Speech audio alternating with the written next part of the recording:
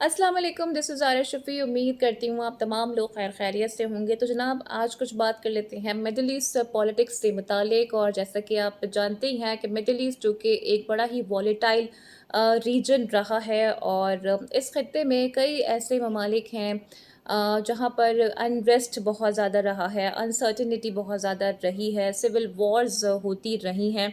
और आज भी कुछ ऐसे वहाँ पर ममालिक मौजूद हैं जिनमें अनसर्टेनिटी बरकरार है। सबसे जी बड़ा इशू इसराइल और पैलेस्टीन का ही है। आपको पता है कि 7 अक्टूबर 2023 के अटैक के बाद से इसराइल की जानिब से वहशियाना कार्रवाइयों का सिलसिला जारी है, और इसराइल ने पूरे गज़ा को ही एक खंडर में तब्दील कर दिया है। गज़ा इस वक्त एक मक्तलगाह बन चुका है, जहाँ पर मासूम जो फ़लस्तीनी हैं उनका कत्लेआम जारी है, और दुनिया इस पर खामोश तमाशाई का किरदार अदा कर रही है।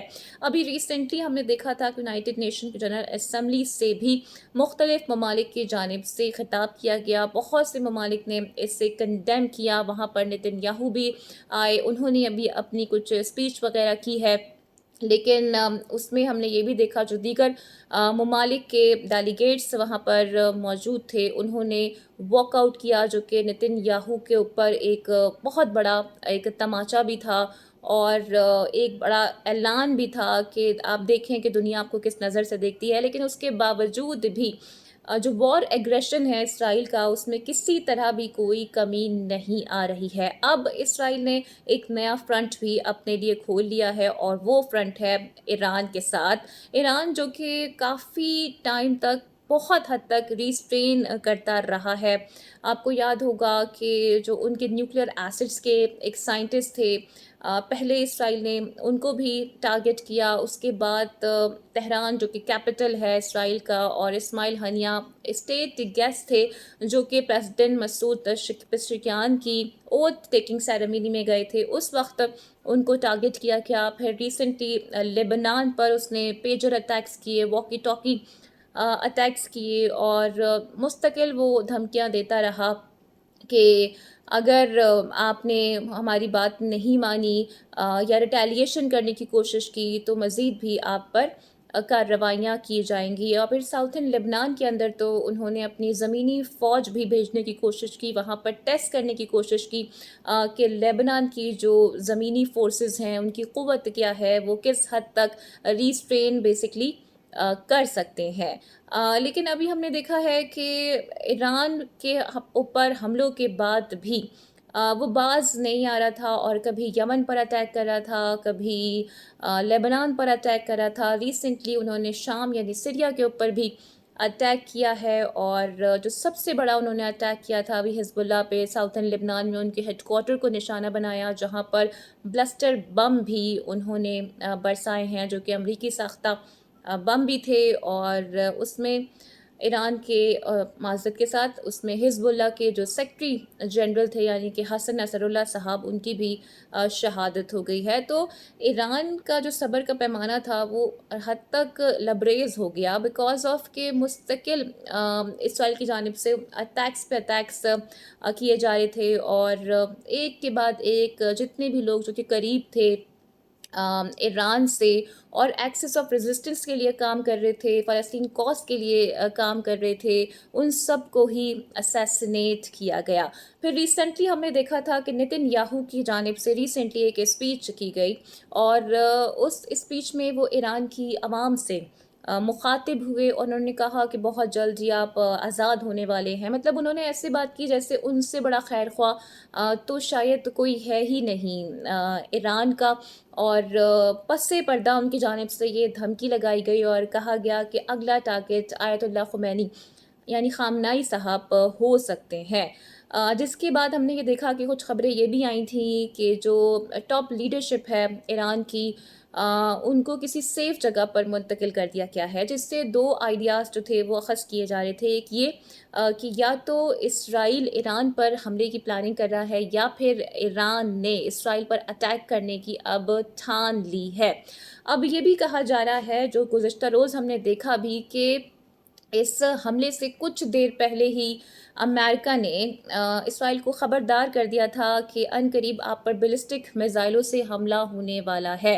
लेकिन थोड़ी जो इंटेलिजेंस थी वो यहाँ पर अमेरिका की लैक कर गई और बहुत देर में ये मालूमात मिली है इसराइल को, और ये भी कहा जा रहा था कि जैसे ही ये मालूमात उन तक पहुँची है, नेतन्याहू को इसराइल से निकाल लिया गया था। इसके अलावा जी, जो हमारे हम देख रहे हैं कि जो ईस्टर्न एक्टर्स हैं बेसिकली रशिया और चाइना, तो रशिया के बारे में ये कहा जा रहा है कि रशिया ने ईरान को ख़बरदार कर दिया था कि आप देख लें कि आपने क्या करना है, इसलिए क्योंकि अनकरीब इसराइल ईरान पर अटैक करने वाला है, और ढके छुपे लफ्ज़ों में उन्होंने बता दिया था कि इसराइल का मेन हदफ क्या है।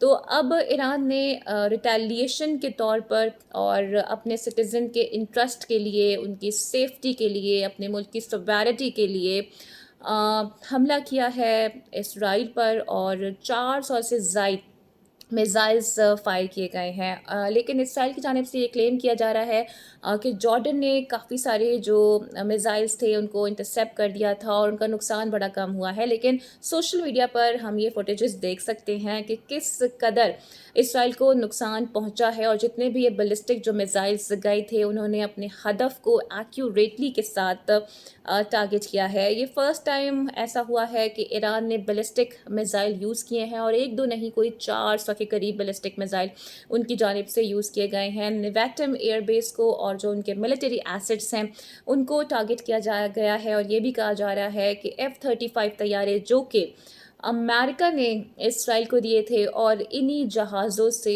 वो ना सिर्फ गज़ा में बल्कि साउथर्न लेबनान में हिजबुल्लाह के हेडक्वार्टर पर भी बम बरसा रहा था, उनको निशाना बनाया गया है, जिसकी तस्दीक या तरदीद फ़िलहाल इसराइल और अमेरिका की जानिब से नहीं की जा रही है, और डेफ़िनेटली वो करेंगे भी नहीं।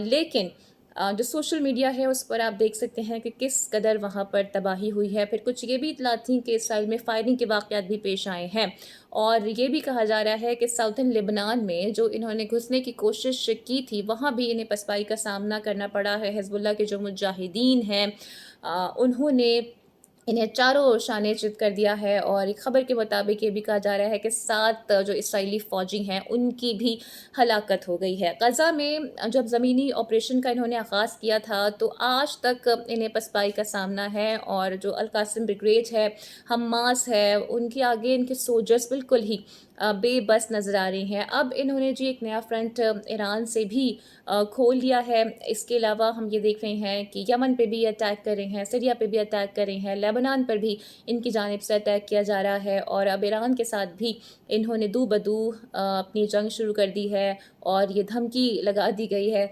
कि जी हम रिटेलिएशन करेंगे और इसका जवाब हम अपनी मर्ज़ी के वक्त पर देंगे, जो कि अभी रिसेंटली कहा गया है। फिर हम ये भी देख रहे हैं कि यूनाइटेड नेशन, जिनकी हमेशा ही एक दोहरी पॉलिसी रही है मुस्लिम ममालिक को लेकर, एंटोनियो गुतेरेस पे भी इन्होंने पाबंदी लगा दी है, और उन्होंने कहा है कि अगर आप हमारी जी खुल के हिमायत नहीं कर सकते हैं तो फिर आपके पास कोई ऑप्शन नहीं है कि आप हमारी सरजमीन पर कदम रखें। तो इस कदर इसराइल बौखलाहट का शिकार हो गया है, इसमें कोई दो राय नहीं है कि ईरान ने अपनी विल और अपनी पार दोनों ही इस हमले में शो कर दी है, और साफ-साफ उन्होंने बता दिया है कि अगर आपने अब भी अपनी जारियत दिखाई तो फिर हम आपको ईरान से इसराइल में घुस के मारेंगे, और जैसा कि उनकी जानिब से किया भी गया है। अब ये भी कहा जा रहा है कि क्या अमेरिका इस वॉर में कूदेगा या नहीं कूदेगा, और आई डोंट थिंक सो कि अमेरिका इस वॉर में कूदेगा, बिकॉज़ अमेरिका में अभी तकरीबन 40 डेज़ के बाद इलेक्शंस भी होने वाले हैं, और डेफ़िनेटली अगर वो इस तरह से वॉर में जाते हैं और जिस तरह से दुनिया में अब इसराइल के लिए एक सॉफ्ट कॉर्नर नहीं पाया जाता है, तो फिर अमेरिका को इलेक्शन में भी काफ़ी सुबकी का सामना करना पड़ सकता है, ख़ासकर बाइडेन की पार्टी को भी। तो सूरत हाल अब ये डेवलप हो गई है कि ख़ित्ते में एक बड़ी वॉर फैलती हुई नज़र आ रही है, और डेफ़िनेटली अगर ये वॉर बढ़ती है तो इसमें दीगर ममालिक भी फिर शामिल हो जाएंगे, और इसके काफ़ी दूर रस और ख़तरनाक नताइज भी हो सकते हैं। एनी हाउ जी, उम्मीद करती हूँ कि आज की वीडियो आपको पसंद आई होगी। Don't forget to like and subscribe my channel. Video को लाइक और शेयर अपना लाजमी करना है। अपना बहुत ख्याल रखना है। अगली वीडियो में आपसे फिर मुलाकात होगी। Till then take care. अल्लाह हाफ़िज़।